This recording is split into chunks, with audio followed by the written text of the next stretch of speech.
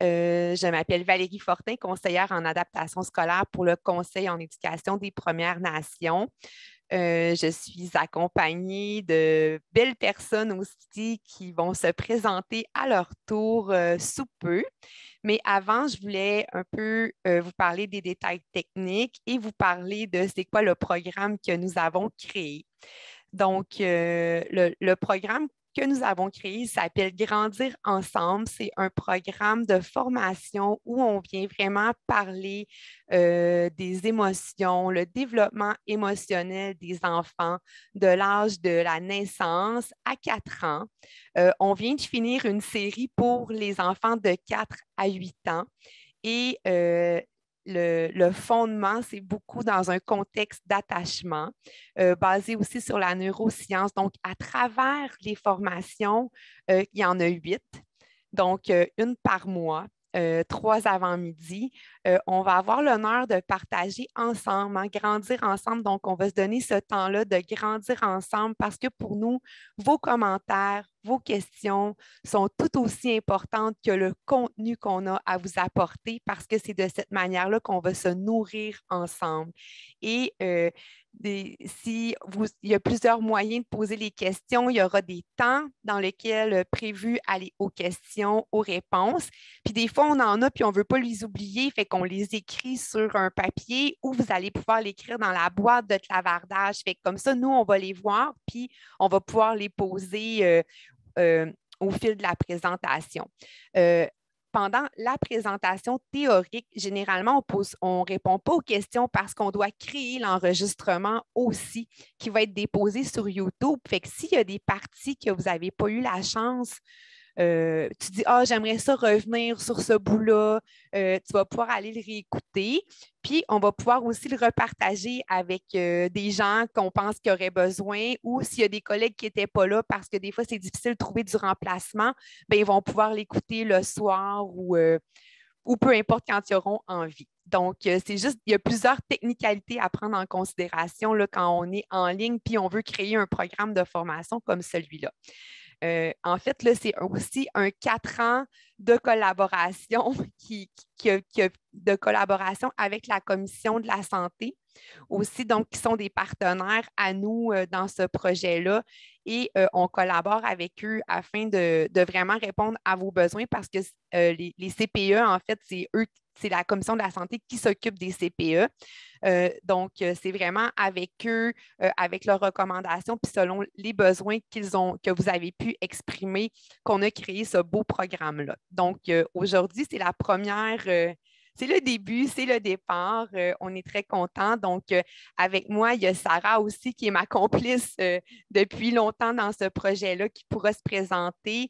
Ève Pagé, qui est notre conseillère à la participation parentale et communautaire, dont je suis très contente qu'elle soit présente ici aujourd'hui, et Eva de Gostoni, qui est notre grande présentatrice, formatrice qui va nous accompagner tout le long là, de la formation. Je dois vous dire aussi que les formations sont offertes en anglais, donc le service est offert dans les 2 langues. Qu'est-ce qu'on fait en français? On le fait aussi en anglais, fait que c'est vraiment un mouvement dans lequel on essaie de donner, qu'on veut qu'ensemble, on arrive à parler le même langage et qu'on soit des adultes unis pour les enfants des Premières Nations. Donc, sans plus tarder, je vais prêter la parole à Sarah. Kwekwe, Sarah Clarine Teshinikashin, Mashtoyat Nuchin.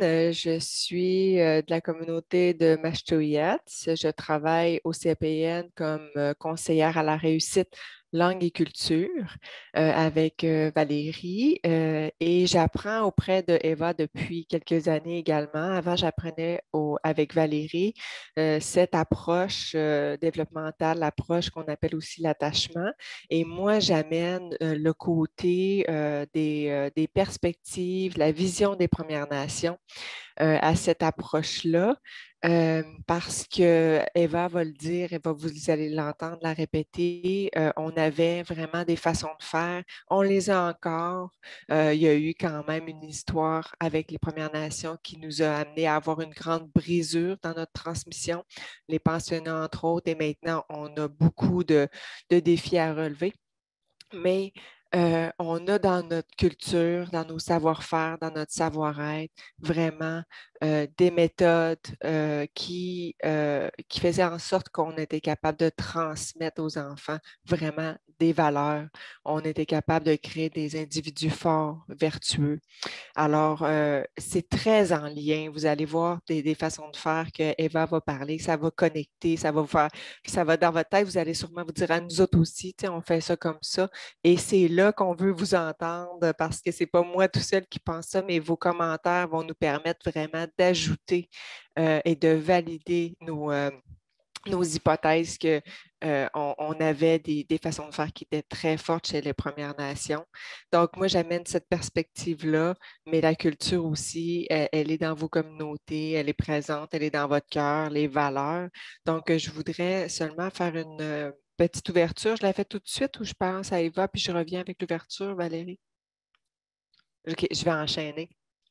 Euh, donc, pour nous, hein, nos enfants, qui sont-ils pour nos communautés, pour notre culture, nos enfants, ils ont toujours été considérés comme des individus à part entière, hein, égales, donc égaux aux adultes. Et même, j'irais au-delà de ça, dernièrement, j'ai entendu nos enfants sont sacrés.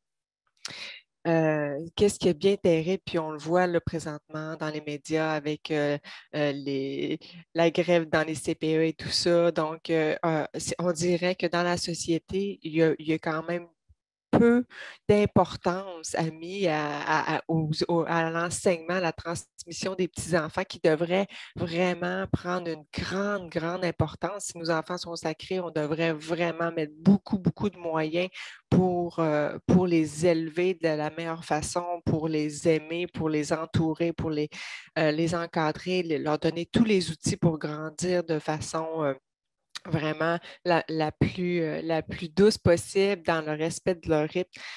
Chez les Premières Nations, on mettait beaucoup d'emphase chez l'enseignement des enfants.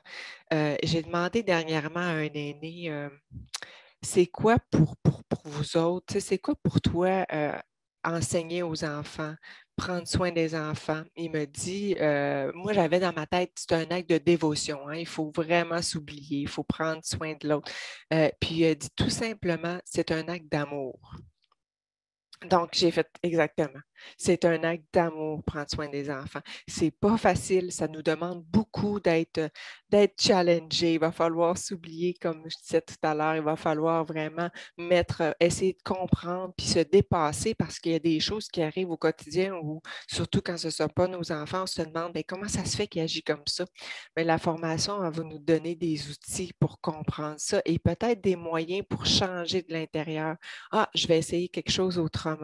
Et j'espère que ça va vous aider dans votre rôle, quel qu'elle soit, coordonnateur ou éducateur, ou seulement dans votre rôle de parent aussi, qui est le rôle ou peut-être le devoir le plus important qu'on va avoir à faire sur la Terre avant de retourner à la maison lorsqu'on va passer dans le monde des esprits, mais qu'on va toujours être présent d'une certaine façon pour encore guider.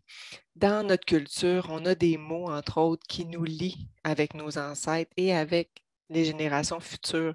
Et je pense que c'est important de prendre quelques secondes pour se rappeler que nos ancêtres sont toujours présents d'une certaine façon et c'était dans la transmission. Alors, qu'est-ce que vous faites? Même les tout petites choses avec vos tout petits, dans vos centres, avec vos enfants, ont une grande importance parce que ça va faire partie de leur donner les outils, les valeurs pour continuer sur leur chemin et, entre autres, de continuer d'être. Hein, culturellement, avec la langue, avec l'identité.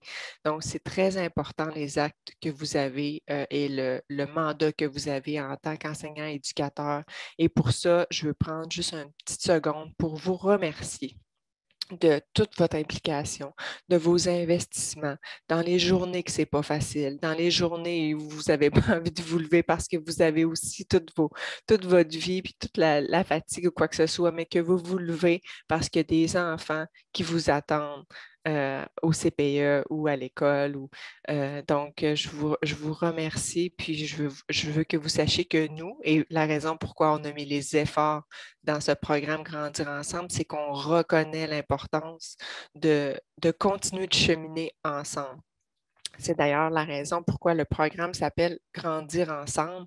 Donc, ce n'est pas une formation qu'on veut vous donner, puis que vous êtes là à écouter, puis après ça, ben, c'est fini. On espère que vous allez nourrir cette formation-là par vos questions, par vos commentaires, par vos enseignements, parce que c'est vous qui êtes sur le terrain à tous les jours. C'est vous qui avez la grande responsabilité de prendre soin des enfants. Alors, c'est un peu l'ouverture que je voulais faire aujourd'hui en démarrant le programme, en vous remerciant, en nous, et que vous sachiez qu'on ne vous oublie pas. En fait, c'est pour ça qu'on met ça en place et qu'on se rappelle que tous ensemble, on a un grand devoir, puis on a euh, la possibilité de faire grandir des enfants forts et fiers dans leurs valeurs. Et là, on va se donner un peu d'outils et qu'on continue d'apprendre toute la vie, hein. C'est ça chez les Premières Nations, même lorsqu'on est rendu un aîné, on apprend toute notre vie. Donc, moi, j'apprends encore énormément. Donc, c'est très humblement que je vais apporter mes commentaires, mais que je continue quand même de me nourrir auprès de vous et auprès de Eva. Donc, sans plus tarder, je vais laisser la parole à notre superstar, euh, Eva. Oh, merci, Sarah. Ça fait vraiment un grand plaisir pour moi d'être parmi vous et d'être invitée, de présenter un peu de mes expériences, de mes connaissances, parce que ça fait longtemps que je travaille auprès des jeunes. Je suis psychologue de formation et comme ça, souvent, les enfants avec des difficultés sont référés à moi. Mais ça fait maintenant presque la moitié de ma carrière. Qu'est-ce qui m'intéresse le plus, c'est de comprendre les enfants, d'essayer de répondre aux besoins. Et heureusement, je vais vous partager avec vous une paradigme qui est développée par quelqu'un d'autre, mais qui est interprétée par moi et aussi influencée par une de mes collègues qui malheureusement est anglophone. Elle ne peut pas être ici aujourd'hui parmi nous, mais c'est elle qui a beaucoup, beaucoup d'expérience de travailler avec les tout petits. Et c'est ça que j'aimerais vraiment juste partager mes expériences, partager une théorie, partager un peu de neurosciences pour vous rassurer que la plupart de vos instincts sont naturels, sont bien, que vous pouvez être la réponse pour vos tout petits. Il y a un des grands défis. Cheryl Tedesco nous a expliqué un peu quelles sont les circonstances dont vous travaillez. Ce n'est pas nécessairement l'idéal, mais on sait que vous avez la capacité d'influencer et d'aider vos petits. Alors, on va essayer toujours d'être reconnaissante des défis que vous vivez. Ce n'est pas l'idéal, pas du tout. Je vais parler souvent de l'idéal, mais j'espère que vous n'aurez pas un sentiment de culpabilité parce que ce n'est pas possible de le faire. Mais on va toujours essayer de trouver des petits moyens de faire un peu autrement pour répondre aux besoins de nos tout-petits. Alors, on va continuer. Je ne sais pas, Valérie, si à ce moment-là, on pourrait demander les gens oui, on va éteindre les caméras et les micros pendant la présentation et on va les remettre à la période des questions. Juste pour mentionner, donc, il y a 2 présentations ce matin et il y aura une pause là, à la mi-chemin. Inquiétez-vous pas, vous allez avoir un temps aussi de repos pour pouvoir aller prendre l'air ou bouger un peu. Donc, et même si vous n'êtes pas sur la caméra, vous pouvez bouger parce que on comprend complètement que c'est pas facile de s'asseoir. Mais bon, merci. Je pense que. Alors, ce matin, on a notre première rencontre pour le programme de Grandir ensemble et on va parler d'abord de créer un village d'attachement. Après ça, après la pause, on va parler de la personnalité de l'enfant d'âge préscolaire. Et aujourd'hui, c'est vraiment juste un petit début. C'est ça que je vais vous introduire à certains concepts, à certains termes. On va juste aller voir. Je sais qu'on connaît bien qu'est-ce que c'est l'attachement, mais des fois, c'est important aussi de mieux connaître quelque chose de très, très, très complexe et très essentiel. Alors, c'est juste pour vous montrer, c'est Dr. Gordon Neufeld qui a vraiment créé une façon de voir. C'est un homme extraordinaire qui a dévoué sa vie vraiment à mieux comprendre les êtres humains. Nous, on va parler des petits de 0 à 4 ans, mais on peut appliquer ça dans toute la vie.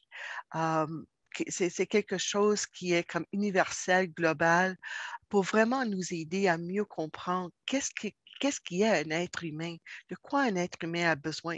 Et parce qu'au début, nos enfants ont tellement de besoins de nous, très, très, très important de mettre des mots sur des choses qu'on sait instinctivement, qui sont là, on est créé comme ça. Alors, c'est Madame Lena Coxton, ma collègue, qui a travaillé pendant plusieurs années, inspirée et formée par le paradigme Neufeld. Elle a aussi reçu d'autres formations liées avec le soin des tout-petits. Alors, comme j'ai dit, malheureusement, elle n'est pas francophone, alors je dois interpréter ses conseils, mais je vais toujours apporter quelque chose qui est possible dans la vraie vie, dans un centre avec les petits. L'approche développementale est vraiment ancrée dans un profond respect de la nature. Et c'est ça, encore une fois, on est liés, on est tous liés, le grand monde, on fait partie d'un grand monde qui est vraiment quelque chose avec un plan, quelque chose quelque chose qui dévoile de moment à moment. Et c'est vraiment exactement ça. Nos vies, ils dépendent du cycle des saisons. Et nous respectons le passage d'une saison à l'autre, de l'été. On vient de l'été passer tellement des belles fleurs, des fruits, la chaleur, etc. Et maintenant, on est passé à l'automne, même un peu à l'hiver. Et on se demande, mais pourquoi ça se passe comme ça? Mais on est reconnaissant du fait que le passage de l'été à l'automne, à l'hiver, va nous amener au printemps. Et c'est quelque chose qu'on respecte et quelque chose qui est vraiment. Il y a un ordre dans le monde naturel. Et c'est vraiment en reconnaissant ça que vraiment nous honorons la toile de la vie. Et c'est très, très, très important. Je sais que vous organisez vos classes, vos moments avec les enfants en respectant euh, les, euh, les saisons. Et c'est très important parce que les enfants ont besoin d'un sens d'ordre, d'une chose après l'autre, une chose qui va venir après l'autre. C'est quelque chose de naturel et normal. Ce sont des choses qui sont très agréables, des choses qui sont moins agréables, mais on va retourner toujours. Il y a toujours une raison pourquoi on a l'automne, pourquoi on a l'hiver. Et on est tellement heureux d'avoir le printemps, mais avant d'avoir le printemps, ça prend l'automne, ça prend l'hiver. Un petit poème, un poème de Parker Palmer. Les jours se font plus courts. L'abondance de richesses estivales s'effrite pour faire place à la morte saison.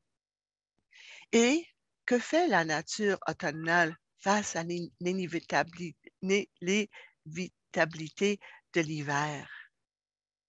Elle disperse à tout vent, dans un abandon étonnant, des graines qui feront jaillir de terre, les nouvelles pousses au printemps.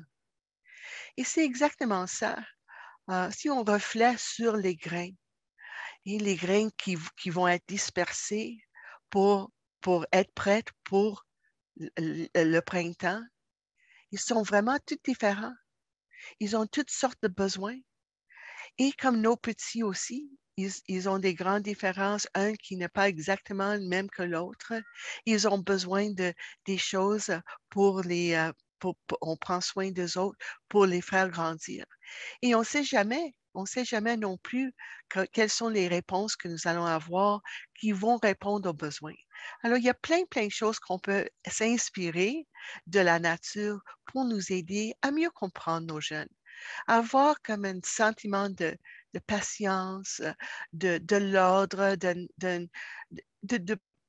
d'éviter d'avoir un sentiment d'urgence, mais de vraiment accepter l'ordre énorme de la nature. Tout au long de la vie, on veut vraiment respecter le développement. Et l'approche de Dr. Neufeld est une approche développementale et on va voir pourquoi l'attachement est tellement important. Mais encore une fois, inspiré par la nature. On a ici une chenille. Une chenille qui est dans sa beauté, intéressant, mais qui a un potentiel énorme. Un potentiel qui va amener ce petit chose ici, ce petit génie, amener à devenir quelque chose d'extraordinaire. Mais avant de faire cette transformation, la chenille va devenir une chrysalide. Une chrysalide, et le chrysalide, c'est un lieu où le chenille se transforme. Et qu'est-ce qui est intéressant ici pour nous? Nos petits, ils sont peut-être des chenilles, ils ont la possibilité, la potentiel de devenir des adultes. Mais c'est quoi la chrysalide? Ça, c'est nous. Nous sommes le chrysalide, la protection, le cocon pour protéger ce magnifique développement.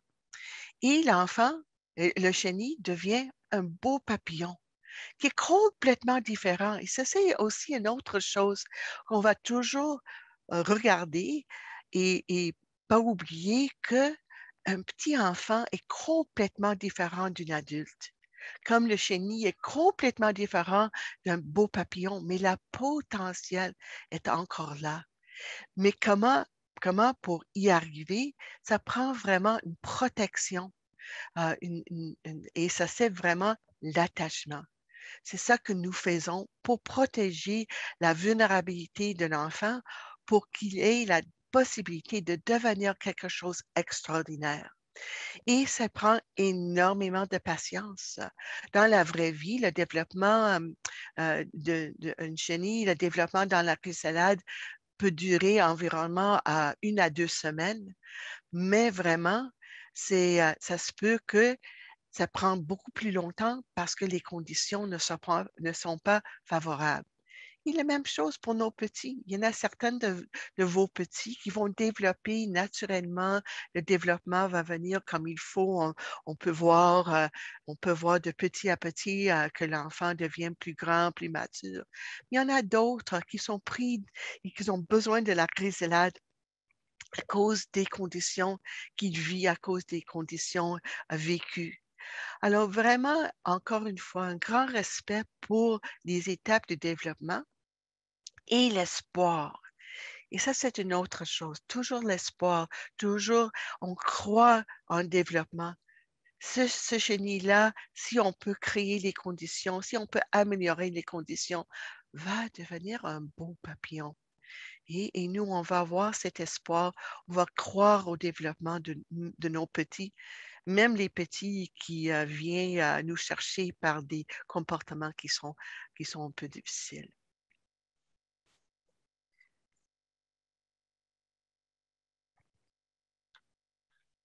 Et qu'est-ce que c'est l'attachement? Encore une fois, on doit reconnaître que l'attachement, c'est une force dans tout l'univers. C'est à gauche, nous avons ici une image d'un atome et au niveau cellulaire. Et nous, les êtres humains, on formé par les cellules, tout le monde, même les tables, tout est fait. Ça part par les atomes et même des choses qui sont encore plus petites. Mais qu'est-ce qui est important ici à noter, c'est que un atome est formé de noyaux et des électrons. Et le noyau est essentiel parce que le noyau fait le centre. Et les électrons se déplacent autour du noyau. Et ça, c'est le niveau micro. Et c'est très important que l'attachement est là pour que les électrons circulent comme il faut pour créer un atome qui est unique et important. Mais c'est par l'attachement envers le noyau que ça c'est possible. On a sur l'autre côté l'image de notre système solaire où on voit les planètes qui sont autour du Soleil, qui orbitent autour du Soleil et maintenues ensemble dans un motif à un niveau cosmique. Encore une fois, une attraction, un attachement envers le Soleil et une voie prédéterminée par cette attraction qu'on peut appeler encore une fois l'attachement. Et c'est exactement ça, nous les adultes, nous sommes soit le noyau ou le soleil et on est au centre pour nos jeunes. Et un jeune enfant veut découvrir le monde, mais les adultes doivent être au centre, autour duquel ils orbitent parce que c'est nous sommes le centre, la base et pour l'enfant. Et très important et c'est pour ça qu'on va parler souvent de l'importance, comment on va interagir avec l'enfant pour lui rassurer qu'il peut dépendre de nous, il peut se tourner à côté de nous. Alors, nous devons être le centre du monde d'un jeune enfant, le noyau ou le soleil, et quand ils sont attachés de nous de bonne façon, et ça va créer un ordre qui est vraiment important pour permettre le développement comme il devrait. Alors, c'est ça, c'est à nous de trouver cette rôle de leader pour aider les enfants et devenir le centre de notre centre, de notre classe. Alors, l'attachement, on voit ici cette belle photo avec un maman avec le bébé. L'attachement est vraiment le mot pour la science des relations.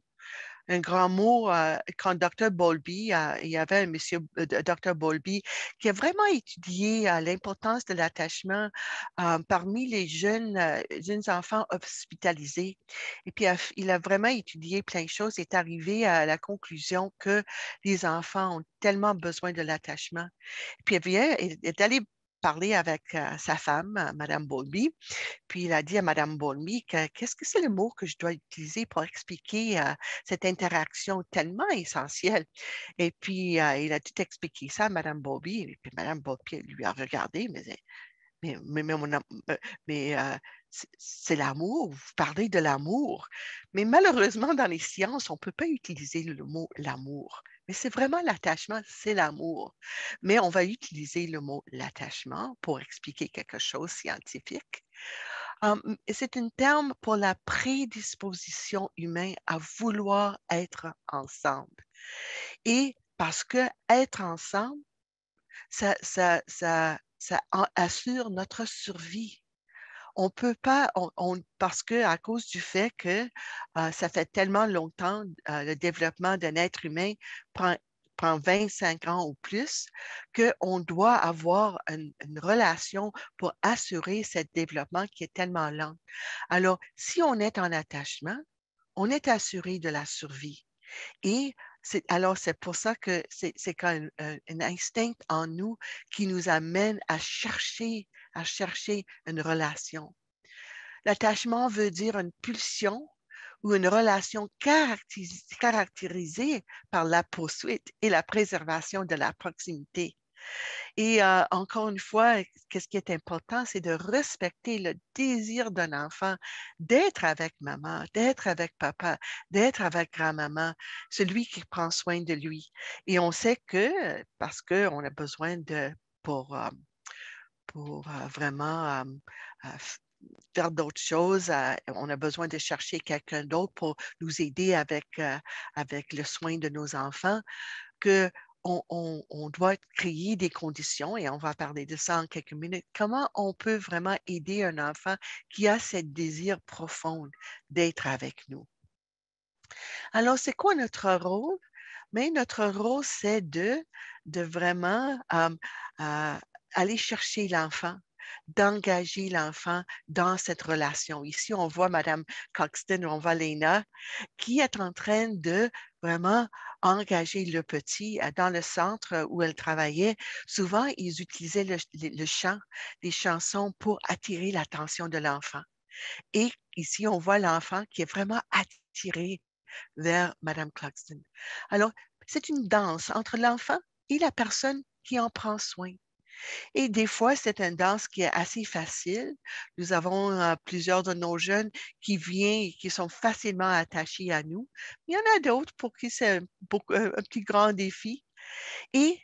Mais quand la danse, quand l'enfant est engagé avec nous, maintenant, c'est possible pour nous vraiment d'influencer cet enfant. Ici, l'enfant fait la même chose que Léna et il veut imiter cet adulte à qui il est attaché.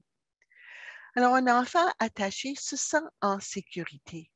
Et c'est exactement ça. C'est très important de créer des pratiques, des interactions avec l'enfant pour assurer que l'enfant soit attaché à nous et se sent en sécurité.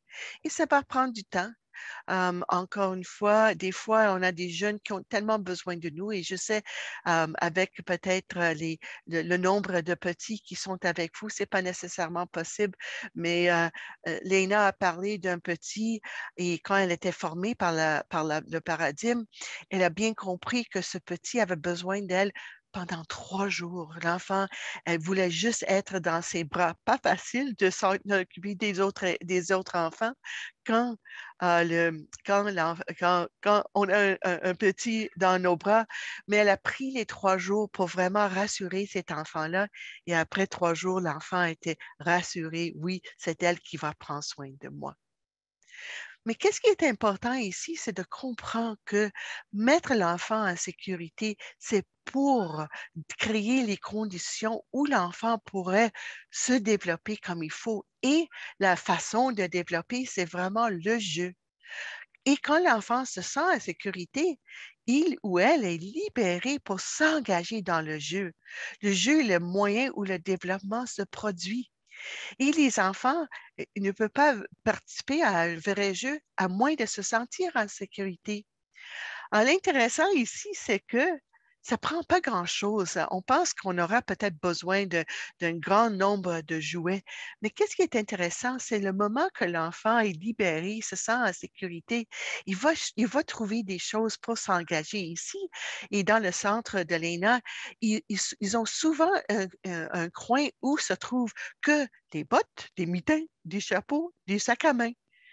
Et quand l'enfant se développe en jouant avec, tout de même qui veut mettre ses bottes et on voit un peu plus grand, un peu petit, il joue avec ça et ça fait partie de leur développement. Et c'est exactement ça. Ils vont faire des expériences, ils vont expérimenter des choses, ils vont peut-être réussir, ils vont peut-être pas réussir. Et pendant le jeu, c'est exactement le cerveau est capable de faire des expériences pour développer. L'autre chose qui est intéressant ici, c'est qu'ils sont tellement concentrés sur la tâche et la résolution des problèmes. Le jeu aide les enfants à vraiment développer un cerveau qu'on peut utiliser un peu plus tard quand on veut les enseigner, mais à cet âge-là, c'est vraiment le jeu qui est important et on va vraiment parler de ça un peu plus tard. Dans une bonne relation, on prend plaisir à être ensemble. Et on voit une photo ici de Sarah avec un petit qui avait vraiment besoin d'elle. Et qu'est-ce qui est important ici, c'est que c'est juste des petits moments. J'en suis certaine qu'ici, Sarah était très occupée, elle était engagée par d'autres choses, mais elle a pris un petit moment pour vraiment engager avec cette petite fille-là. Et c'est vraiment, qu'est-ce qui est important, c'est de trouver des petits moments, des moments où on pourrait peut-être vraiment interagir, des moments peut-être où on peut juste rassurer l'enfant, je suis là, et on va essayer de trouver des relations et essayer d'être les leaders. Alors, qu'est-ce que Dr. Neufeld a partagé avec nous? C'est qu'il nous a averti qu'il y en a des stages de l'attachement, des stages qui sont importants pour le développement de l'enfant. Et si on comprend les stages, on va peut-être avoir la capacité de répondre aux besoins de nos jeunes. Et des niveaux, ça commence par la proximité.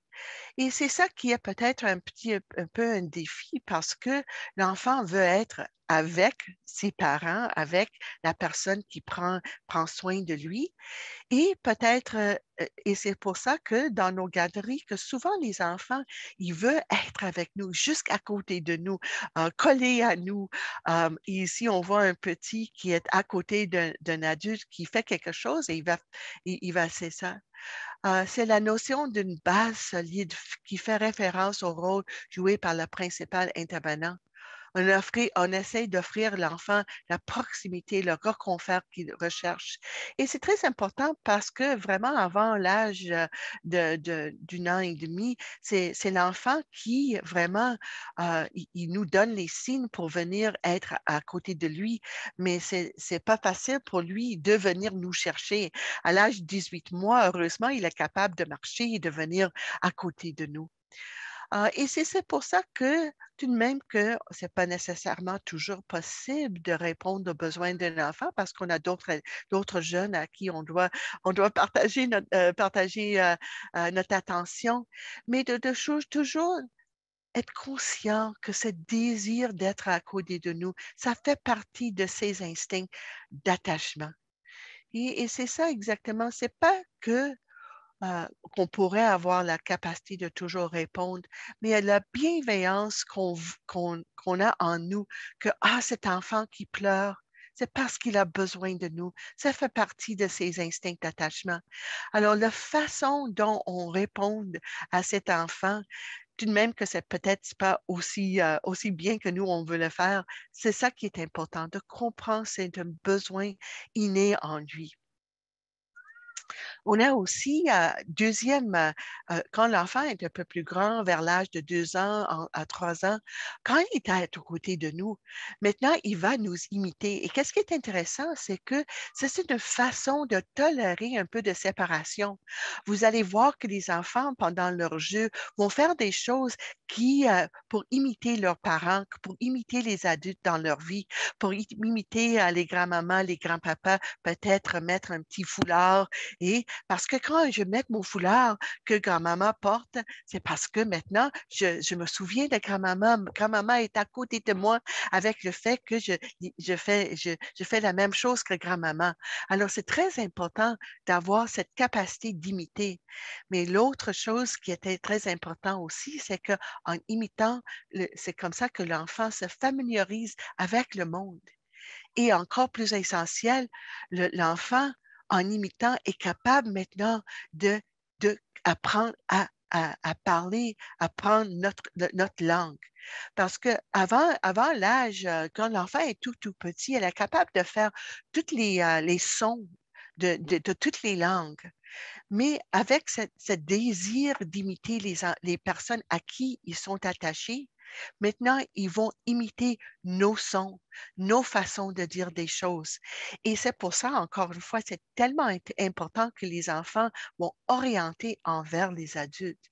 Parce que avec ce désir d'être semblables, ils vont apprendre à parler comme nous, les adultes.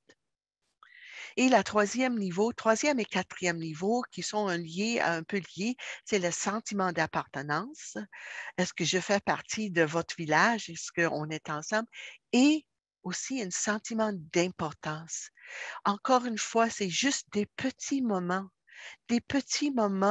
de, de repos, de juste être avec le petit, de passer de l'un à l'autre. Et ça, honnêtement, c'est quelque chose qu'on doit Euh, Vraiment de juste prendre des petits moments, de ne pas aller trop vite et de vraiment démontrer à l'enfant, tu peux exister en ma présence. Qu'est-ce qui est important ici, c'est vraiment de créer une communauté d'attachement, de tout travailler ensemble, les parents, la communauté, les grands-parents, les aînés de la communauté, de travailler ensemble. Et je vais inviter maintenant Sarah de venir, si elle est encore là, de vraiment parler de cette importance, parce que quand on parle de l'attachement, c'est un village dont on parle qui est très important. Merci, Eva. Oui, effectivement, on l'entend souvent, puis c'est peut-être quelque chose que vous avez déjà dit vous-même, ça prend toute une communauté pour élever un enfant. Mais je me suis posé la question, qu'est-ce que ça veut vraiment dire, ça prend une communauté pour élever un enfant, et qu'est-ce que ça veut dire pour nous, les Premières Nations? Mais en fait, c'est de partager ce rôle, hein, cette responsabilité qui est un devoir de prendre soin des enfants. Et on le fait, et on le faisait très bien encore dans le passé. Entre autres, on a des concepts de famille élargie. Hein, la famille élargie, donc les tantes, les oncles, les coucoums, les mouchoums, participaient tous à l'éducation des enfants. Puis même si ce n'était pas dans notre famille immédiate, si on voyait un enfant qui n'avait pas un bon comportement, on allait lui dire, on allait avec douceur lui faire un enseignement, puis en prendre soin, l'aider dans son développement. Donc, c'était une responsabilité qui était partagée. C'est un devoir de s'épauler aussi et des fois de prendre le relais. Donc, quand on avait quelqu'un qu'on voyait qui est fatigué, ben, ou encore une maman qui avait besoin, c'est très fréquent qu'on voit les coucoums ou les tantes qui vont prendre les enfants avec eux pendant un petit moment parce qu'ils font partie de cette communauté-là qui élève l'enfant. Donc, on travaillait en relation, on travaillait ensemble, en équipe. Et pourquoi nos aînés étaient d'aussi bons enseignants? C'est qu'ils savaient travailler ensemble. Ils savaient être en relation. Hein? Eva le dit tantôt, il faut être en relation pour pouvoir transmettre, pour pouvoir pratiquer cet acte d'amour-là, d'attachement. Donc, ils étaient en relation, puis ils savaient prendre soin les uns les autres. Parce que l'important aussi, c'était mis sur notre savoir-être, notre savoir-vivre ensemble. Donc, on vivait beaucoup en proximité, souvent dans des petits milieux, dans une tente. Donc, on devait être capable de s'endurer et de s'aimer beaucoup pour pouvoir vivre dans un endroit très à proximité. Donc, l'être ensemble, l'être était important et on faisait partie aussi de cette communauté-là. Donc, nos aînés avaient développé à travers des millénaires des cérémonies. Donc, on avait ces grands moments où on accueillait l'enfant dans cette communauté-là. Quand on pense à des rituels comme les premiers pas ou des cérémonies comme ça, mais aussi on avait ces petits rituels où on prenait soin des enfants. Et ça, c'était dans le quotidien, c'était des actes tout doux. Entre autres, on a la communauté de Kitisakik, leur CPE s'appelle Misipizen, j'espère que je le prononce bien, qui veut dire le petit linge, la petite couverture dans laquelle on met l'enfant avant de le mettre dans son tikinagan. Et le tikinagan qui était vraiment le porte-bébé, donc nos enfants, hein, on les laissait pas dans un coin, ils étaient toujours près de nous. Et certaines cultures encore où je vois où on porte les enfants, on les attache à nous. Donc, on leur donne cette proximité-là dont ils ont besoin. Aujourd'hui, on entend des choses comme « faut que tu le laisses pleurer », on les amène très rapidement dans leur chambre, mais chez les Premières Nations, les enfants étaient très près de nous. Et j'ai d'ailleurs une coucoum, je me suis souvenue de ça ce matin, qui m'avait dit « les enfants, on ne les laissait pas pleurer ». Donc, quand un enfant pleure, il parle de son besoin. Il essaie de communiquer quelque chose. Donc, je trouvais ça intéressant. Puis, je voulais juste vous l'amener à réflexion. Donc, comment nos ancêtres savaient être ensemble, travailler en équipe pour créer cette communauté d'attachement-là. Et c'est un peu aussi qu'est-ce que vous devez faire dans vos CPE si on voit qu'une collègue a besoin d'aide avec son groupe, on ne la laissera pas avoir de la difficulté, on va l'épauler. Donc, je voulais apporter ma petite perspective au beau contenu d'Eva. Merci, Sarah. Oui, c'est exactement ça. Et je pense que une des choses qu'on voulait vraiment, c'est de vous supporter dans vos pratiques traditionnelles que vous avez. Et on est complètement, on est complètement d'accord. Et qu'est-ce que Dr. Neufeld a essayé, c'est de nous donner peut-être une base théorique pour des instincts normaux en nous, parce on a pris de temps en temps, on a pris un mauvais chemin, malheureusement. Et puis, c'est exactement ça qu'on doit pas oublier que, encore une fois, et c'est quelque chose qu'on doit redire et redire, parce que dans des moments difficiles, des fois, le comportement ou la façon d'exprimer le besoin, parce que notre plus grand besoin est l'attachement, et la façon dont l'enfant l'exprime, des fois, c'est pas nécessairement facile à répondre à ça, mais de ne pas jamais oublier, parce que si l'attachement est notre plus grand besoin, notre plus grande peur est la séparation. Et c'est pas seulement, c'est quelque chose que l'enfant et un petit enfant, un enfant jeune et vulnérable qui n'a pas la capacité de prendre soin de lui-même a tellement besoin de nous. Et c'est ça que dans tout le long de la formation qu'on va faire et qu'on va partager avec vous, on va essayer de vous donner des façons d'intervenir qui va rassurer l'enfant. Parce qu'à l'intérieur de lui-même, chaque enfant se demande, qui prend soin de moi? Et c'est ça notre réponse. Et même on voit des comportements difficiles, on va comme Sarah a dit, que les comportements difficiles, les pleurs, les larmes, les cris, sont juste une façon de communiquer. Prends soin de moi, j'ai quelque chose en moi qui a besoin d'une adulte pour m'aider. Et encore une fois, on revient au développement parce que c'est ça qu'on va voir dans la deuxième partie, c'est que à cause du développement, de lenteur du développement des êtres humains, les enfants vont avoir des grands défis. Et on va toujours essayer de les rassurer. C'est nous autres qui vont prendre soin d'eux. Mais ce n'est pas seulement le lieu où on met un enfant, et j'en suis certaine que vous êtes vraiment au courant, parce que les enfants les nouveaux enfants qui viennent dans le CPE où il n'y a pas beaucoup de relations encore, ça prend du temps pour les rassurer. Et ça prend du temps, comme ma collègue Deborah McNamara dit, ils doivent être enracinés par l'attachement. Alors, on va travailler et encore dans dans une prochaine session, on va parler des pratiques qu'on pourrait utiliser pour enraciner nos jeunes en attachement. Et encore une fois, on n'oublie jamais que chacun a un chez-soi et tout part de là.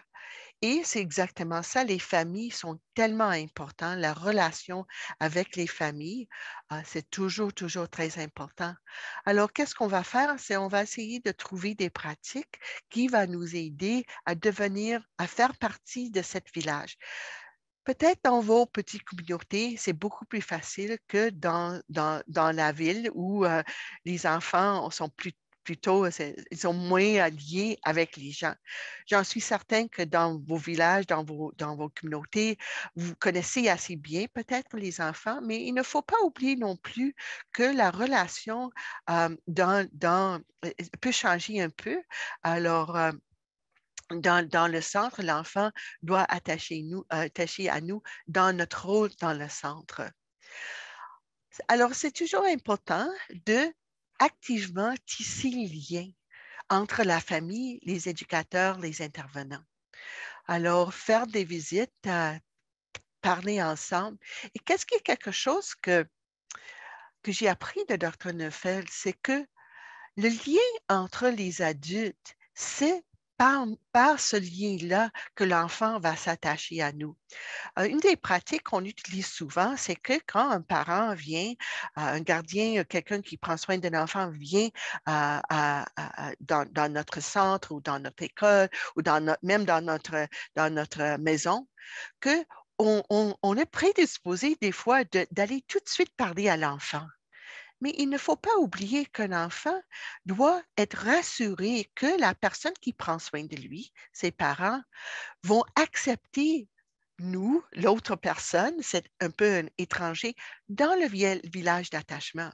Alors, une chose que j'ai remarquée et que maintenant j'enseigne aux gens, c'est quand un parent est arrivé avec un enfant, et il n'y a pas un grand lien, tu ne connais pas l'enfant, alors si l'enfant est déjà connu, ce n'est pas grand-chose, mais si c'est un enfant nouveau, très important de commencer l'interaction avec l'adulte. Parce que l'enfant, qui est souvent un peu gêné, et c'est complètement normal pour un enfant d'être gêné.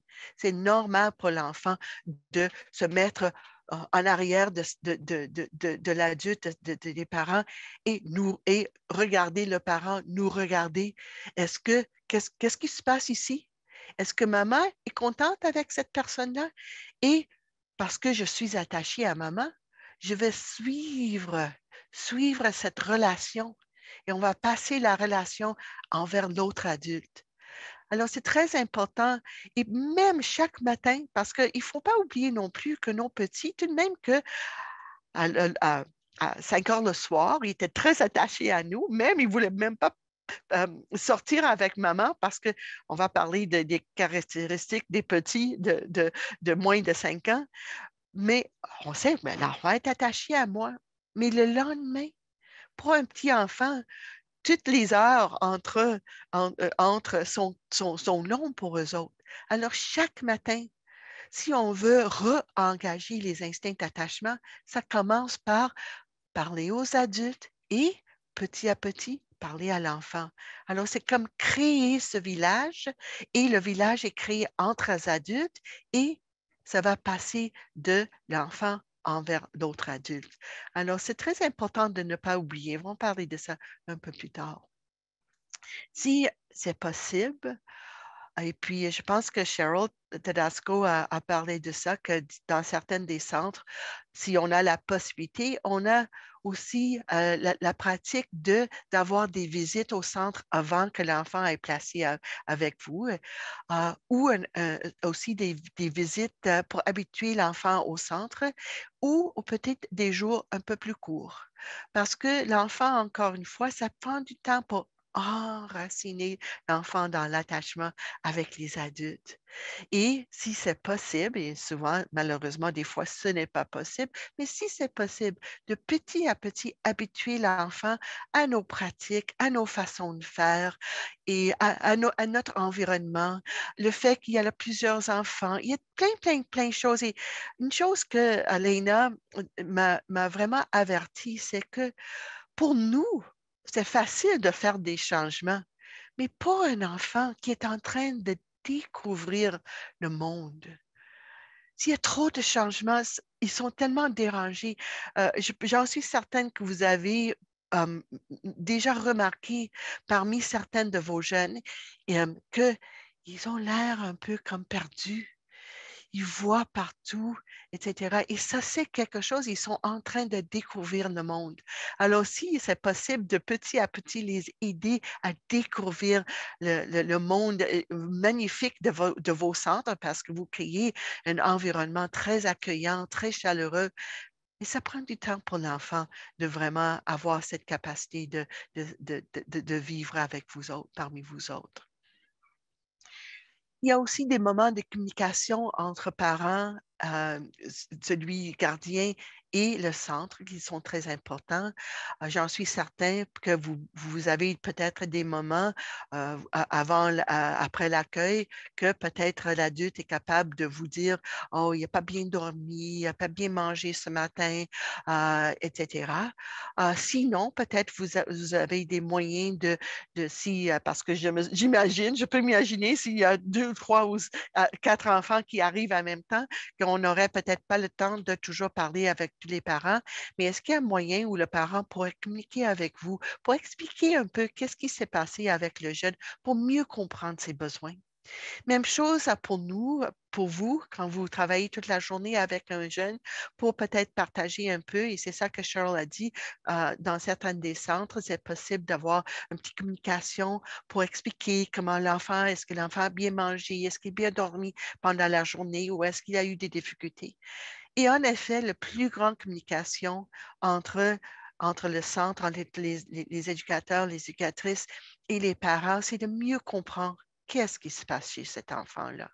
Pourquoi il démontre des comportements qui sont un défi pour nous les adultes et comment nous, on peut mieux aider cet enfant-là à gérer qu'est-ce qui se passe dans sa vie.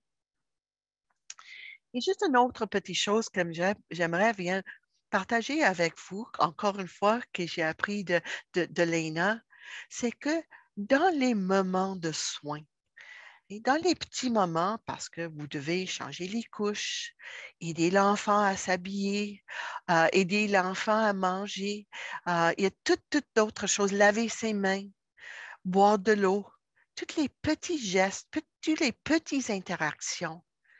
C'est dans les moments comme ça, parce que dans la journée où il y a plein de choses qui arrivent, comment est-ce que je peux trouver des moments pour interagir individuellement avec un enfant quand je suis tellement préoccupée?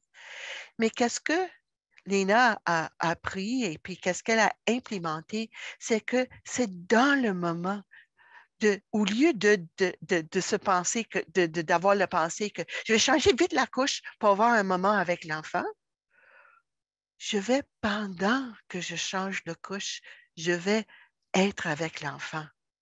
Alors, on peut faire deux choses ensemble et on peut faire quelque chose qui est peut-être un peu moins agréable. Mais même si l'enfant a besoin de laver les mains, je vais prendre ce moment-là, parce que je n'ai pas beaucoup de temps de passer avec l'enfant, même pas beaucoup de temps, même peut-être pour lui toucher, mais en lui aidant à laver les mains. C'est un petit moment de contact physique, un petit moment de proximité. Si je vais lui aider avec ses souliers. Et qu'est-ce qui est important en attachement? Une des règles que Dr. Neufeld nous a vraiment essayé de nous enseigner, c'est que l'attachement se fait par la générosité, par le fait que dans le moment de contact, l'enfant a l'impression que c'est ça on voulait faire avec lui. Alors, moi, encore une fois, et puis j'ai tellement d'empathie pour vous autres parce que vous avez tellement de petits qui ont tellement besoin, mais juste un petit moment où on est vraiment dédié à cette interaction, ce petit moment d'interaction avec un enfant, ça va lui donner un message tellement fort et tellement important. Alors, c'est juste un petit moment. Et puis, encore une fois, on va parler de comment appliquer ça, mais j'espère que ça va peut-être vous inspirer à regarder des petits moments d'interaction que vous pouvez utiliser pour créer ce lien qui est tellement important. Si c'est possible, mais je pense que peut-être dans vos centres, des centres les plus petits, que peut-être vous avez la possibilité de continuer à prendre soin de petits de l'âge de moins, mais je ne sais pas si c'est possible, mais si c'est quelque chose qui serait idéal de suivre un enfant. Mais encore une fois, on a toutes les limites, les pratico-pratiques. Encore une fois, Deborah McNamara qui veut nous inspirer. Les enfants ont besoin de foyers relationnels, mais nous ne pouvons pas le commander. Nous devons les inviter à entrer en relation et les inviter à se reposer sous nos soins. Et j'espère que pendant les prochaines présentations, qu'on va vous aider à gérer, qu'est-ce que vous avez à gérer pour y arriver. à rassurer nos enfants que nous sommes là pour prendre soin des autres. Alors, juste une petite chose, peut-être si vous voulez partager, et puis je vais arrêter la présentation à ce moment-là.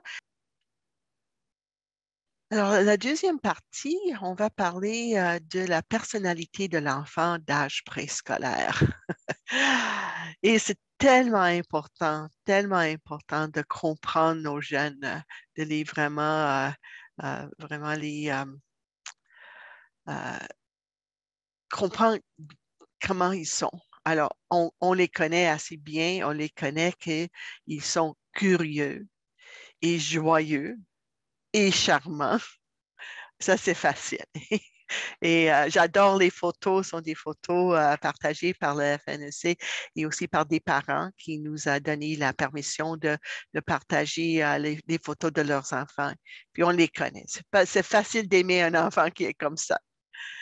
Mais qu'est-ce qui n'est pas nécessairement toujours facile à comprendre, c'est qu'ils sont aussi impulsifs et ils frappent, ils crient, ils sautent, ils font toutes sortes de choses, ils réagissent, ils disent des mots, ils sont juste comme ça. Même peut dire Hey madame, j'aime pas ton chandail, hey, c'est laid. Oups! Ou dire quelque chose. Alors, l'impulsivité, ce n'est pas nécessairement quelque chose qui est facile ni à comprendre, ni des fois à tolérer, mais on va voir pourquoi c'est comme ça. Des fois, ils sont sans considération. Grand-papa aime son petit garçon ici. Le petit garçon, pas tellement, non, pas comme ça. Alors, il n'est pas capable dans le moment de considérer l'interaction avec son grand-père. Il est tellement pris par qu'est-ce qui se passe en lui. Alors, ils ont l'air d'avoir pas du tout d'empathie ou de considération envers les autres. Et ils sont demandants. Et il veut qu'est-ce qu'il veut quand il le veut. Et ce sont des caractéristiques que des fois on dit, mais qu'est-ce qu'on doit faire pour amener l'enfant à devenir moins impulsif, plus de considération envers les autres, moins demandant. Mais encore une fois, on retourne dans la nature. Moi, j'adore les tomates pour plusieurs raisons, parce qu'ils sont tellement bons, mais pour une autre raison, parce que les fleurs d'une tomate ne ressemblent pas du tout, n'est pas du tout semblable aux fruits. Et les fleurs sont jaunes et pointues. La fruit est ronde et rouge. Et comment on peut y arriver? Qu'est-ce qu'on peut faire? Mais on peut absolument rien faire. Et c'est ça le grand défi. Si on respecte la nature, si on respecte le développement, des fois, il faut vraiment se consoler que ce n'est pas mes actions qui vont changer les fleurs jaunes et pointues en tomates ronds et rouges. Mais qu'est-ce qui va le faire? C'est l'environnement. C'est l'environnement. Moi, comme jardinier, je vais essayer de créer l'environnement où, naturellement, de petit à petit, les fleurs jaunes et pointues vont devenir des petits ronds durs et verts. Et je dois prendre le temps, avoir confiance au développement, de comprendre que ça va prendre du temps. Et un jour, on va y arriver. Et qu'est-ce que les neuroscientistes ont déterminé? C'est que c'est pas avant l'âge de 25 ans, pas avant l'âge de 25 ans, si tout va bien, que notre cerveau, que notre développement va être un peu comme stabilisé. Ça ne veut pas dire que ça ne change pas tout au long de la vie, mais avant l'âge de 25 ans, il y a tellement de changements qui se produisent parce que le cerveau est toujours en train de trouver des moyens de communiquer une partie avec l'autre partie, d'essayer de tout gérer. Qu'est-ce qui se passe en nous? Parce qu'on va voir dans les prochaines présentations qu'on va voir tout le monde émotionnel qui vit dans un enfant. Alors, il faut avoir énormément de patience et on doit croire en notre capacité de créer un environnement où ce développement va se passer. Mais ce n'est pas nécessairement évident. Et il faut, et c'est ça c'est une phrase qu'il faut faire un peu attention parce que au lieu de dire je vais éduquer l'enfant, je vais enseigner l'enfant, moi je préfère de dire je vais guider l'enfant envers. Et à un certain moment, je vais aussi respecter que dans ce moment-ci, je dois accepter comme il est et je vais peut-être encadrer l'enfant, je vais mettre des balises pour peut-être de prévenir qu'il va faire mal aux autres, mais je vais créer un environnement pour lui amener vers le développement. Et c'est pour ça que, premièrement, ça nous laisse beaucoup, beaucoup d'espace, beaucoup de temps pour laisser développer l'enfant au lieu de penser que j'ai essayé d'enseigner, mais je n'ai pas réussi, je vais encore enseigner, je vais encore. Notre rôle, honnêtement, avec les plus petits, c'est plutôt de les guider et de les protéger. Et c'est exactement pour ça que c'est pour ça qu'il faut respecter qu'est-ce qui se passe dans le cerveau d'un enfant de l'âge préscolaire, d'un enfant de moins de 5 ans. Parce qu'à ce moment-là, le cerveau est fait pour juste faire une chose à la fois. Le petit ici, il est en train de regarder cette petite branche. Pour lui, qu'est-ce qui existe dans ce monde? C'est la petite branche. Et quand il est engagé par ça, c'est que ça qu'il est capable de considérer. Et si il est encore engagé avec ça et quelqu'un essaie de lui demander de partager sa petite branche, il va résister parce que pour lui, c'est la branche, le moment qui est important. Ici, il y a une petite fille qui est vraiment complètement... Et c'est ça une chose aussi, que c'est sur un côté, on le voit peut-être comme un défi, mais ce n'est pas un défi parce que la capacité d'être engagé comme ça est tellement important pour l'enfant parce que ça donne cet enfant la possibilité de développer la façon dont il est capable de voir le monde. Il n'est pas distrait par d'autres choses. Après l'âge de 5-6 ans, le cerveau est capable de mettre une autre pensée.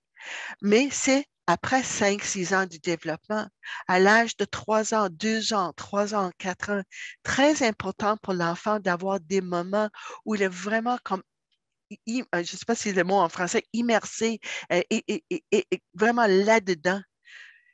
Parce que c'est à ce moment-là que le cerveau est capable de faire une image, de vraiment intégrer qu'est-ce que l'enfant fait, qu'est-ce que l'enfant voit, sans être distrait par d'autres choses, parce que le cerveau est en train de se créer. Et c'est très important d'avoir des moments comme ça, où l'enfant est complètement là-dedans. Et c'est pour ça que des fois, quand c'est le moment d'arrêter à jouer, d'aller manger, des fois, c'est difficile de convaincre l'enfant d'arrêter. Mais ce n'est pas parce que l'enfant veut nous déplaire ou veut nous désobéir, c'est parce que ça, c'est le travail d'un cerveau en développement, d'être engagé sans distraction, d'être seulement avoir une chose à la fois. Et d'où vient ça? Parce qu'il y a quelque chose qui n'est pas complété. Qu'est-ce qui manque? C'est vraiment le développement d'une partie du cerveau qu'on appelle le cortex préfrontal. Et le cortex préfrontal est essentiel pour nous, les êtres humains. De petit à petit, et vraiment, c'est seulement après l'âge de 5 à 7 ans, et moi, je veux dire vraiment après l'âge de 6 ans, que cette partie du cerveau est engagée. Ça existe. Tout le préfrontal existe dans le cerveau, mais ce n'est pas encore connecté aux autres parties du cerveau parce que pour bien développer les autres parties, ça prend comme des moments privilégiés pour le développement de cette partie-là. Et comme je vous ai dit, vous allez devenir de petit à petit un peu des experts de qu'est-ce qui se passe dans le cerveau d'un enfant d'âge préscolaire, un enfant immature, un jeune enfant. Mais cette partie de préfrontal n'est pas développée parce que c'est tellement important pour l'enfant de vivre comme j'ai dit, d'avoir des moments privilégiés, de ne pas, de vraiment développer des parties du cerveau petit à petit. Et c'est pour ça que c'est seulement vers l'âge de 6 ans, 7 ans que maintenant le cerveau développe une autre partie où on est capable maintenant de voir deux choses à la fois. Mais avant l'âge de 5, 6 ans, c'est pas possible. Et qu'est-ce qui est tellement intéressant, c'est que pour la plupart, et peut-être à la fin, Sarah ou quelqu'un d'autre pourrait confirmer, mais je pense que dans presque toutes les cultures au monde, on reconnaît qu'un enfant de 6 ans est différent d'un enfant de 4 ans et même de 5 ans. On a souvent des pratiques qui nous amènent à faire autrement avec les enfants de 6 ans. Euh, il y a plein de choses que on demande d'un enfant ou qu'on laisse un enfant de 6 ans, 7 ans faire, qu'on connaît que ce n'est pas possible pour un enfant de moins, sans avoir aucune idée que qu'est-ce qui se passe au niveau du développement du cerveau. Mais c'est très apparent, c'est évident par les comportements, par la capacité d'interagir. Honnêtement, on a choisi de commencer l'école à l'âge de 6 ans. Quand moi, j'étais jeune, on n'avait pas de maternelle à l'école parce qu'ils ont déterminé, ils ont regardé par les comportements, par les manifestations d'un enfant de 6 ans, que maintenant, à l'âge de 6 ans, on est prête de se mettre en communauté, de se mettre dans un environnement où on peut demander de travail, etc. Et de petit à petit, on a créé nos maternelles, etc., pour plusieurs raisons. Mais on a aussi, en mettant les enfants ensemble, en les demandant de travailler, c'est pas une bonne euh, situation pour un enfant. Parce que à cause de cette préfrontale qui n'est pas encore engagée, ils ne sont pas comme nous. Dr. McNamara, quand elle a écrit son livre, excusez, on va partager le livre, on va vous montrer le livre, mais quand elle a fait le grand étude des enfants à l'âge préscolaire, une chose qu'elle a dit une fois après l'autre, c'est que les enfants préscolaires, les petits enfants comme ça, ne sont pas comme les adultes. Et pour nous, parce que ça fait la plus grande partie de notre vie qu'on est capable d'avoir cette préfrontale qui est là pour nous guider, les enfants de préscolaire, ils n'ont pas cette partie du cerveau et c'est pour ça qu'ils sont de nature intempérée. Et ça, c'est tout à fait normal. Jouer, grandir, s'épanouir. Exactement. C'est ce livre de Dr. McNamara. Ils sont intempérés. Et il faut l'accepter que parce que le préfrontal n'est pas là, de leur dire, parce que de considérer une émotion, une autre émotion. Et ils sont intempérés. Moi, je me souviens quand mes enfants étaient petits et je voyais on a créé des fêtes, hein, des fêtes d'anniversaire. Et puis, à l'âge de 4 ans, l'enfant est capable de nous dire, Maman, j'aimerais avoir une fête de princesse ou j'aimerais avoir une fête de dinosaures. Et on a fait un grand effort à créer une fête magnifique pour notre petit.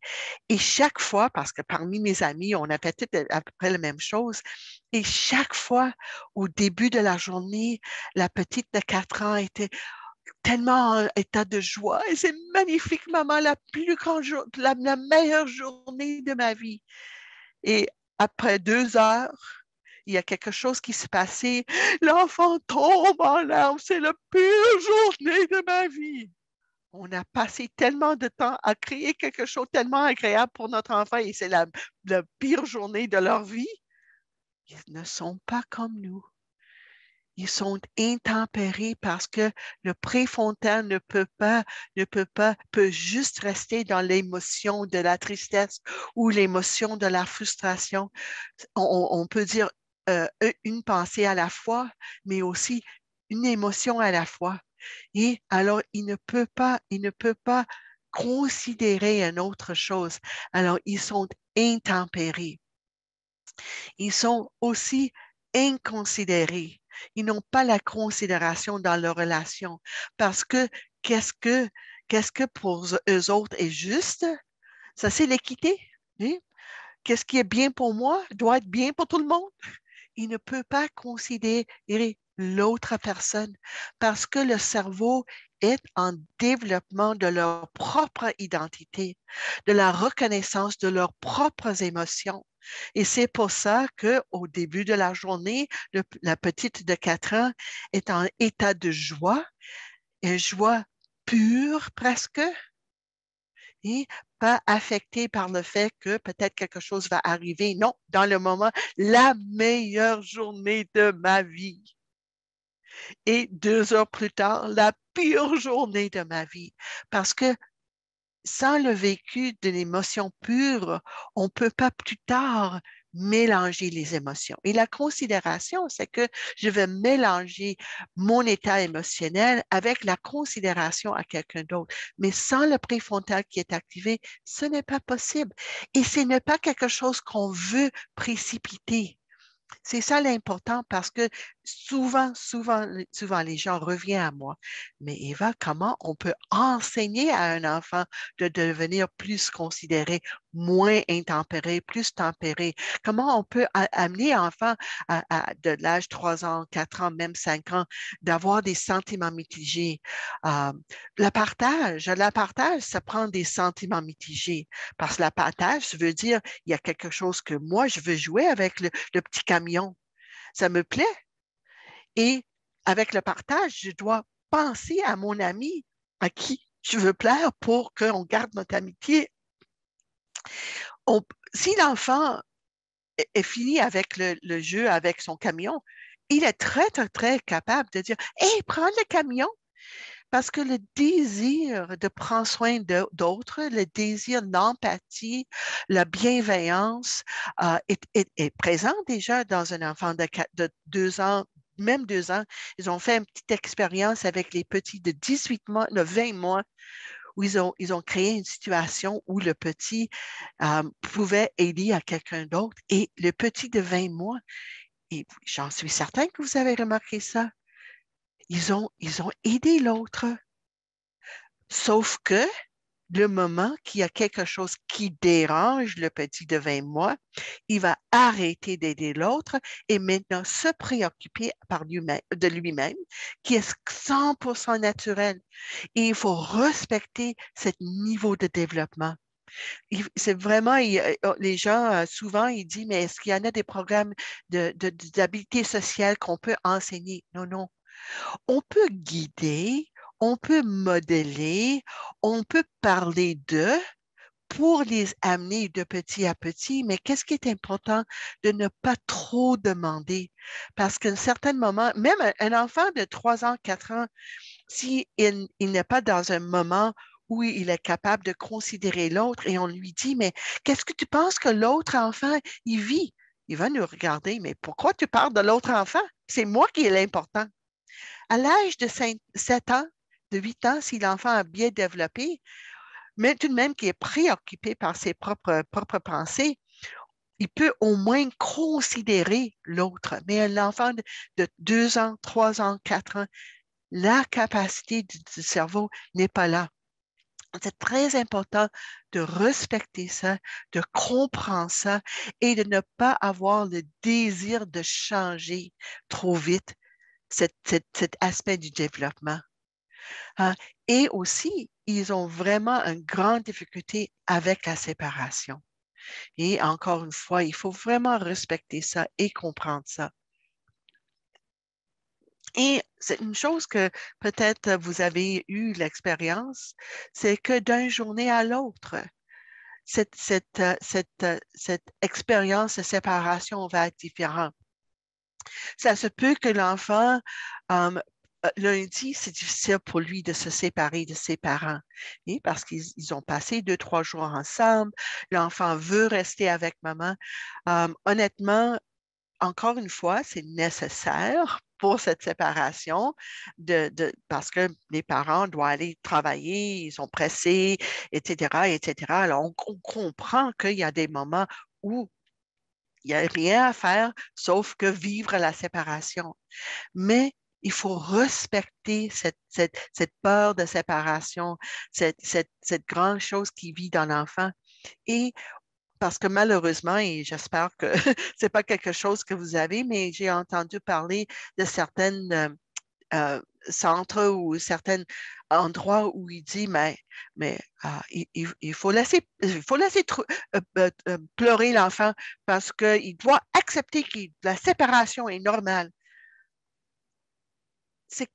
C'est encore une fois la façon de dire, d'interagir, même si on est préoccupé, parce qu'encore une fois, dans ma tête, j'essaie d'imaginer qu'est-ce que ça veut dire être occupé de 5, 6, 7, 8 petits. Je comprends qu'on essaie de tout régler des choses et un enfant qui pleure, on ne peut pas juste courir et être à côté de cet enfant. Mais chaque fois qu'on met notre regard sur le petit qui est en train de pleurer et peut-être faire une petite crise, notre regard doit démontrer à l'enfant, je comprends, c'est difficile pour toi. Être séparé de vos parents, c'est pas facile pour vous, pour toi. Comprenez ce que je veux dire? Ce n'est pas nécessaire d'être parfait. Des fois, c'est impossible de faire, même on a le désir de faire le réconfort avec cet enfant-là. Mais c'est notre regard, parce que l'enfant nous regarde. Est-ce que tu comprends comment je suis déchirée par ça? Et notre regard dit, oui, je comprends, c'est pas facile pour toi. Tout de même, on est préoccupé par les autres. Alors, c'est pas facile, mais j'espère que vous serez peut-être inspiré. Et qu'est-ce qu'on veut dire ici? Que vous soyez la réponse. Quand le moment que l'enfant regarde les adultes autour d'elle, autour de lui, que les adultes se présentent comme quelqu'un qui est capable de gérer.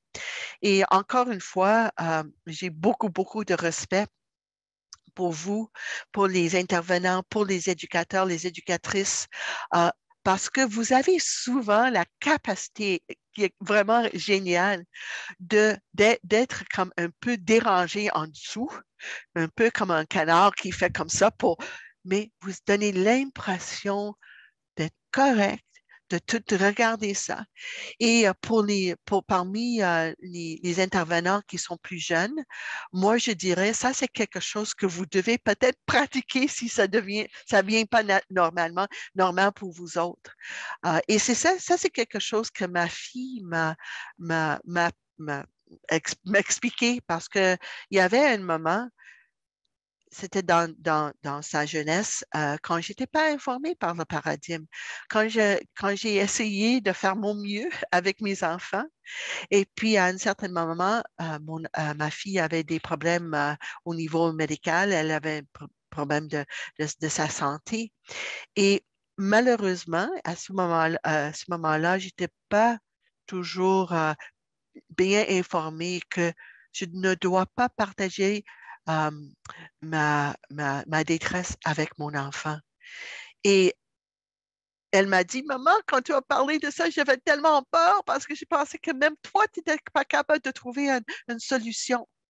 Après ça, j'ai appris, alors je dois cacher, ne pas vivre ma détresse, mais cacher ma détresse devant mon enfant. Et toujours avoir une capacité de dire, on va trouver une solution, ça va être correct. Alors, on peut être un peu comme quelqu'un qui fait comme ça, toujours comme ça. Ah oui, des sourires. Et puis, je sais, avec les masques, je ne sais pas si vous devez porter des masques, mais des sourires dans les yeux, un visage qui est comme calme. Parce qu'encore une fois, les enfants, ils n'ont pas besoin d'une réponse 100%, mais ils doivent avoir la confiance que nous, on peut trouver une façon de gérer. Une autre situation que je pouvais peut-être partager avec vous, encore une fois, qui n'est pas facile à faire, c'est quelque chose qu'on doit toujours pratiquer un peu, qu'un enfant est en état de crise, crie et fait toutes sortes de choses.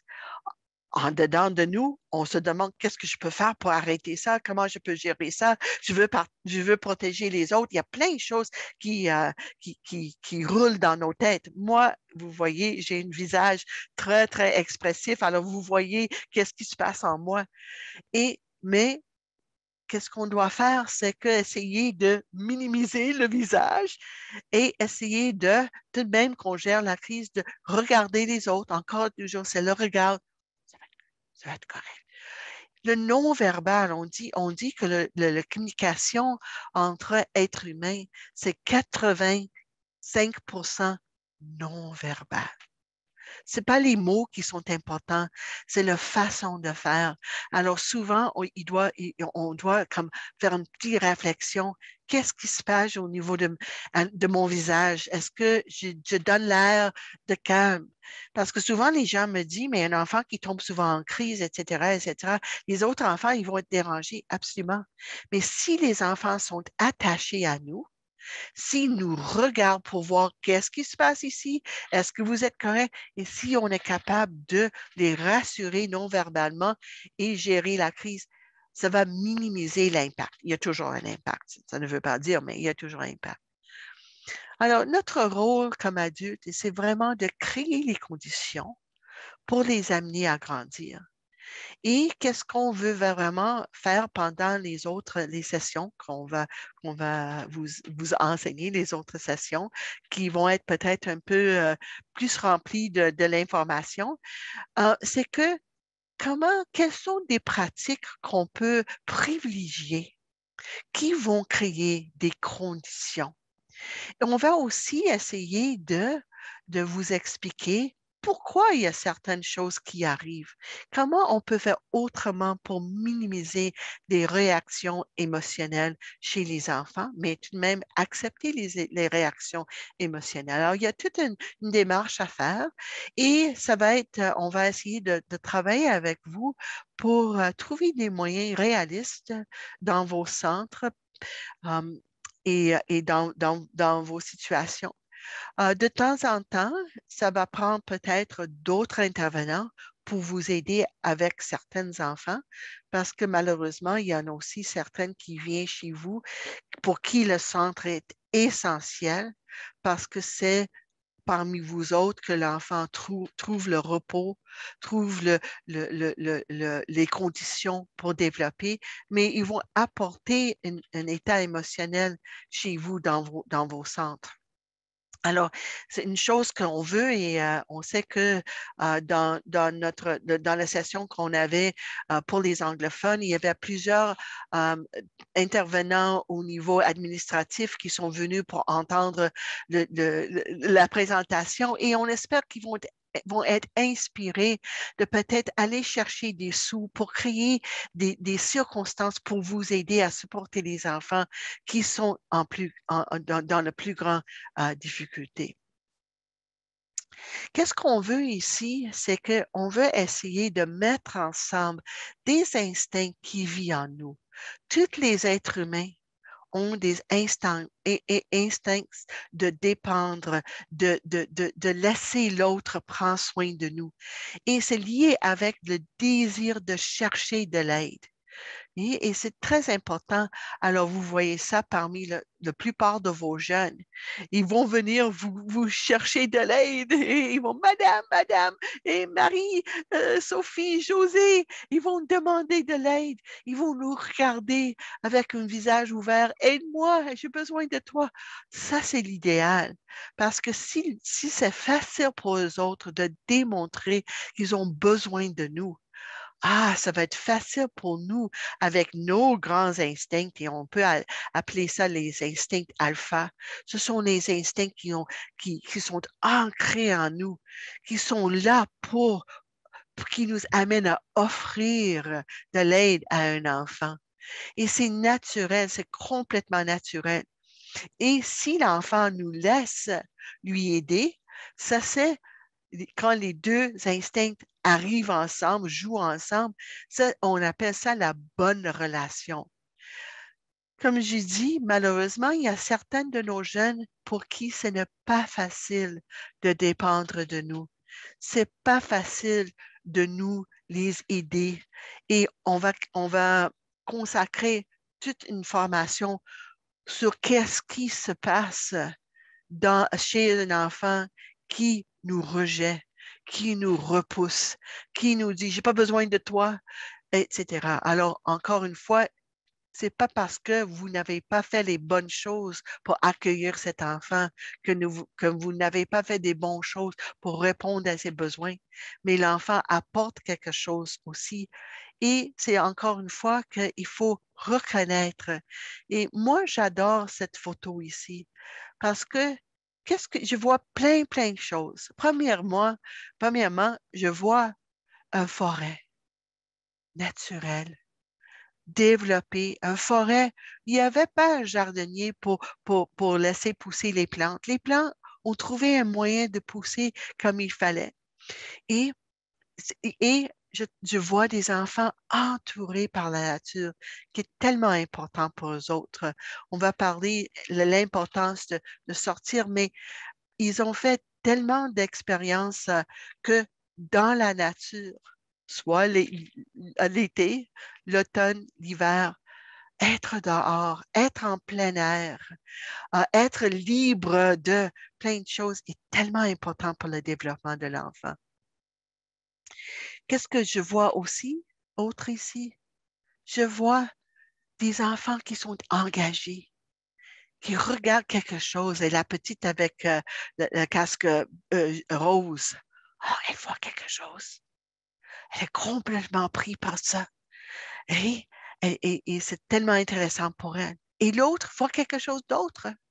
Et ce n'est pas important de quoi ils sont préoccupés. Qu'est-ce qui est important, c'est qu'ils sont engagés et préoccupés. Une autre chose que je vois aussi, je vois la vulnérabilité. Je vois la jeunesse. Je vois l'immaturité. Et qu'est-ce qu'on veut pendant nos formations? C'est de, encore une fois, toujours revenir à l'importance de protéger cette vulnérabilité, de donner l'espace pour cette vulnérabilité, de devenir des guides où on va créer l'environnement où l'enfant peut tolérer sa vulnérabilité parce que dépendre de nous, développer, ça prend une vulnérabilité extraordinaire. Et qu'est-ce qu'on veut être? On veut être le leader à qui la référence, la pointe de référence, les enfants vont nous suivre, vont nous regarder. Et encore, on voit Madame Lena qui est là pour guider les enfants, les enseigner à chanter, les enseigner à parler, les enseigner à vraiment aller plus loin dans leur développement. Alors, je vais arrêter ici. Je ne sais pas, Sarah, si tu veux peut-être faire, je voyais que tu es peut-être inspirée à parler ici. Oui, mais tu étais tellement dans une belle lancée. Je voulais te laisser continuer, je ne voulais pas t'interrompre. C'est moi qui ai eu l'immense privilège d'observer l'imaginaire de mes deux amies sur la photo. Et puis, à ce moment-là, vous voyez comment elles sont captivées par cet imaginaire. Elles savaient créer un monde parce qu'il avait beaucoup de champignons. Donc, elle était dans le monde des schtroumpfs. Donc, il y avait vraiment toute une créativité que je n'ai pas dérangée. Je voulais les laisser aller et seulement les observer dans ce monde. Donc, elle était montée dans le bois, sur un petit buton, donc à l'écart des autres. Mais ce qui était important, c'était que les parents étaient très près. Donc, elle se sentait sécure dans ce petit univers-là, entourée, pour pouvoir justement entrer dans leur monde de magie qui était exceptionnel. Et un peu plus tard, la petite à la casquette rose, elle ne voulait pas aller faire ses besoins dans la toilette à ciel ouvert, là, extérieur. Donc, je l'ai amenée dans mon endroit spécial. Et dans mon endroit spécial, il y avait beaucoup de champignons. Et elle dit, ben, je ne peux pas faire ça dans la maison des Schtroumpfs. Et puis là, moi, de dire oui, oui, à quoi j'ai pensé. Donc, entrer dans cet univers-là des enfants nous donne vraiment un accès, un grand pouvoir pour pouvoir les amener et jouer avec eux. Donc, de permettre à cet univers-là d'exister et de les laisser libres de créer quand elles sont dans cet univers-là. Donc, c'était vraiment un beau moment qui me ramenait, moi, dans mon cœur d'enfant aussi, dans la maison des Schtroumpfs. Et l'autre petite elle avait 3 ans à ce moment-là. Les 2 pieds dans l'eau, elle dit à sa mère, on est bien, maman, on est bien dans le bois. Donc, elle réalisait, elle était capable quand même de voir que là, elle était dans un moment qu'elle avait besoin d'exprimer qu'elle était en présence d'adultes, donc elle était sécure, puis elle était capable de s'exprimer. Donc, je voulais juste vous montrer, cette photo-là dit beaucoup, beaucoup, beaucoup de choses qu'on ne voit pas, mais c'est la présence aussi des adultes qui sont autour, qui permettent aux enfants d'exister dans leur monde.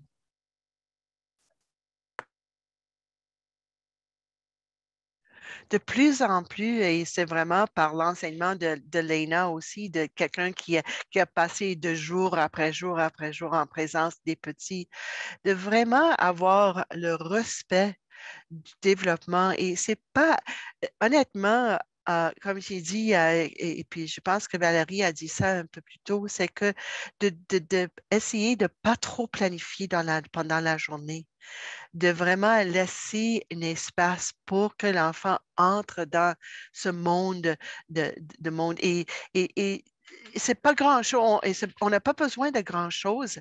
Je sais que des fois, on ne peut pas sortir dehors parce qu'il fait tellement froid, mais même dans la neige, les enfants peuvent trouver des choses intéressantes. Et c'est à nous de juste, comme Sarah dit, de juste les encadrer, de les rassurer et de laisser les enfants à trouver leur façon.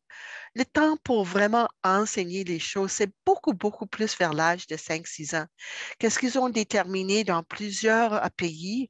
Et honnêtement, il n'y a pas grand, il y a seulement le Finlande, mais il y a d'autres pays, mais le Finlande est comme dévoué à laisser l'espace pour le jeu, à laisser l'espace pour le développement des enfants, l'enseignement des lettres, des sons et de lire la lecture, l'enseignement de la lecture, c'est pas exigé avant l'âge de 7-8 ans en Finlande. Parce qu'ils ont reconnu, et maintenant c'est supporté par les neurosciences, que le cerveau n'est pas prêt à lire avant l'âge de 7-8 ans. Mais en jouant, le cerveau se prépare pour la prochaine étape. Et c'est pour ça qu'encore une fois, c'est toujours le mantra qu'on va répéter, répéter, répéter. C'est respecter le développement, respecter les besoins d'un enfant et de ne pas essayer de les changer, mais de les accepter. Et je ne sais pas qu'est-ce que Sarah a fait pour convaincre ce petit, mais j'en suis certain en entrant dans son monde que Sarah était capable de trouver une façon de convaincre le petit de faire ce qu'il fallait faire et de respecter aussi.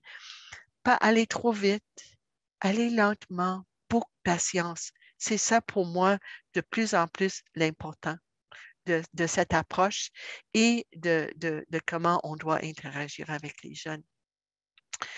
On a plusieurs questions pour réfléchir. Ce n'est pas nécessaire de le faire, mais encore une fois, est-ce qu'il y a quelque chose qui vous est marqué dans la présentation?